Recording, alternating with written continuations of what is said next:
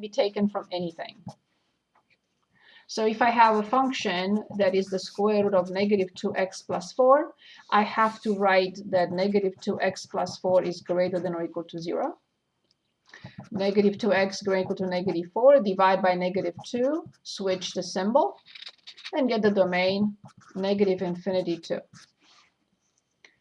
If I'm asked to find the domain of the fifth root of 2x minus 10, I will say domain is all real numbers. There is no restriction ever for an odd index.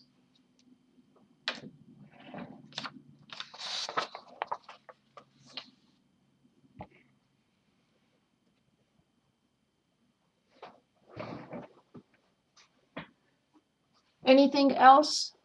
Would you like to choose a radical function, or we continue with section 2.4?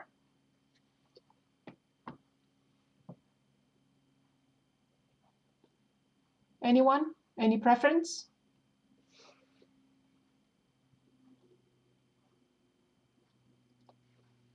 Is anyone with me?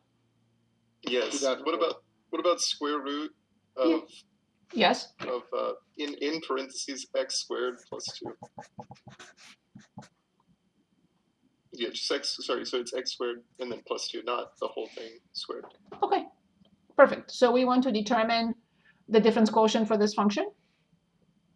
Yes. Okay, perfect. So the difference quotient, as we know, it's f of x plus h minus f of x divided by h. So then we will have the square root of x plus h squared plus 2 minus the square root of x squared plus 2. Perfect. So what is the next step? Of course, we have to rationalize. So what will we rationalize with? We have to rationalize the numerator. Is conjugate? Exactly. Everything the same, but with plus. So this will be the square root of x plus h, everything squared plus 2, the square of x squared plus 2, the square of x squared plus 2, and the square of x plus h squared plus 2. So now when I multiply the denominators, that's very easy. It's h, the square root of x plus h squared plus 2, plus the square root of x squared plus 2. So a note here for you. Do not multiply the factors in the denominator.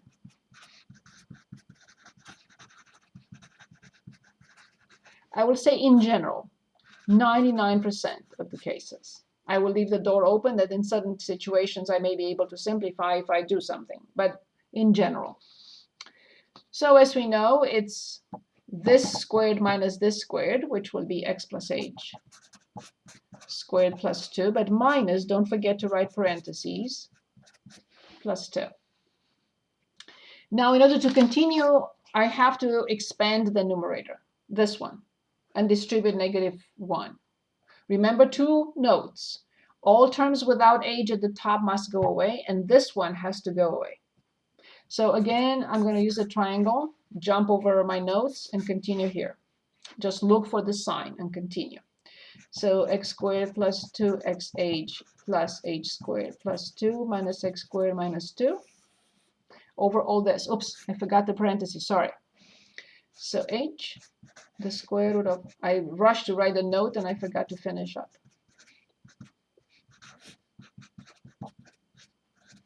Of course, as expected,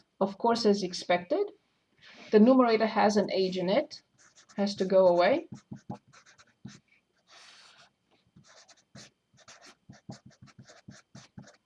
I will not bother with these.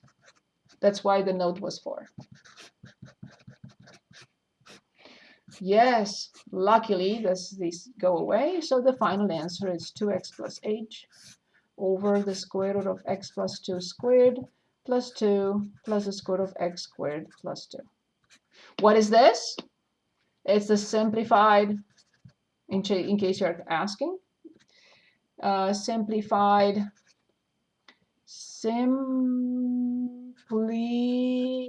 never mind, simplified